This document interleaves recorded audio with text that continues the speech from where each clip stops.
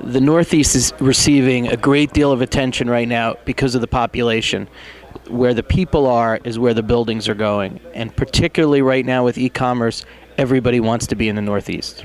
Well, the two markets that are, the two broad markets that are of the most focus is New Jersey and Pennsylvania. So the companies in New Jersey in e-commerce that want to get into Manhattan same day or overnight are going to be occupying in New Jersey, and those that have a broader distribution area are really heading towards Pennsylvania.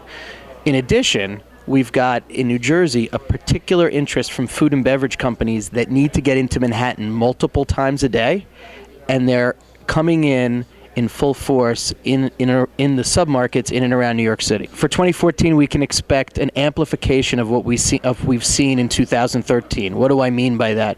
We're in about the second inning in e-commerce, and we're going to enter the third inning in 2014. The buildings are going to be bigger, and they're going to be newer, and the ceilings are going to be higher.